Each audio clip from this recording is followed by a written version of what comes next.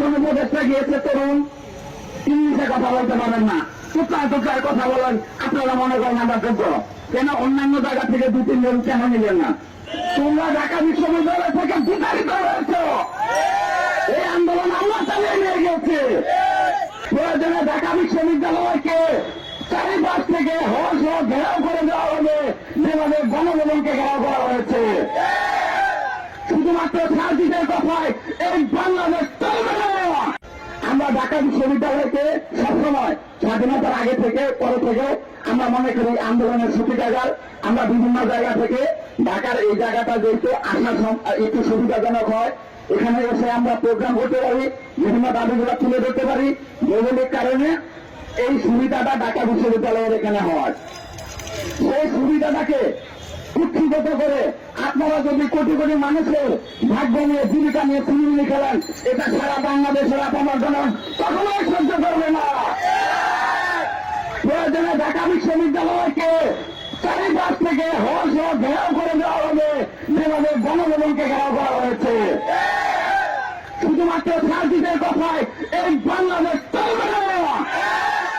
আমরা কোটা আন্দোলনের সামনে থেকে পিছন থেকে চারিদিক থেকে আমরা কোটা আন্দোলনে অংশগ্রহণ করেছিলাম, আপনারা জানেন। আমাদের প্রত্যেকটা মোবাইলে ভিডিও ফুটেজ ছবি সবকটা প্রমাণ আছে। আমরা এই শাহবাগে এসে আমরা গণভবন ঘেরাও করেছি, মিছিল নিয়ে গিয়েছি, ধানমন্ডি 32, এখানে ওই যে ধানমন্ডি পার্টি অফিস। তোমাদের একলা সাহস হয় নাই, তোমরা ঢাকা বিশ্ববিদ্যালয় থেকে বিতাড়িত হয়েছ। এই আন্দোলন আমরা চালিয়ে নিয়ে গেছি।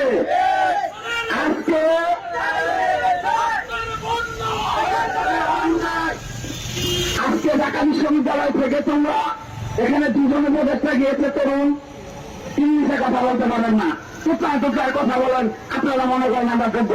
কেন অন্যান্য জায়গা থেকে 2-3 জন কেন নিলেন না? এইটা এক ধরনের বৈষম্য। এই ধরনের স্বৈরাচারিতা ফ্যাসিজম এটা আমরা মানি না। এক নায়কতন্ত্র দেশে আর চলবে না। যদি চলতে হয় ঢাকা বিশ্ববিদ্যালয়, জগন্নাথ বিশ্ববিদ্যালয়, গান্ধীনগর বিশ্ববিদ্যালয়, আদিত্যবি যা আছে সবাইকে নিয়ে বোর্ড গঠন করে সেভাবে চলতে হবে। আমরা বয়স বৈষম্যের আন্দোলন এইখানে বসে বলে গিয়েছিলাম যখন শেখ হাসিনা সরকার তখন ছিল, বেশি না 3-4 মাস আগে। এখানে 3 দিন অনশন করার পর আমাদের প্রধান আমাদের মুখপাত্র সোনিয়া তো এখানে এডিসি হারুন ছিল, জার্মান সভাদের মতন একটা চরিত্র, একদম কুকুরের মতো একটা চরিত্র, যে এখানে মহিলা পুলিশ থাকা সত্ত্বেও মহিলা পুলিশ নাম দিয়ে আমাদের সোনিয়া মুখে সাপের মতো পিটিয়ে পুলিশ সদস্যরা যেভাবে টানা করেছে, যেভাবে পিটিয়ে এই আইল্যান্ডের উপর ফেলে রেখেছিল।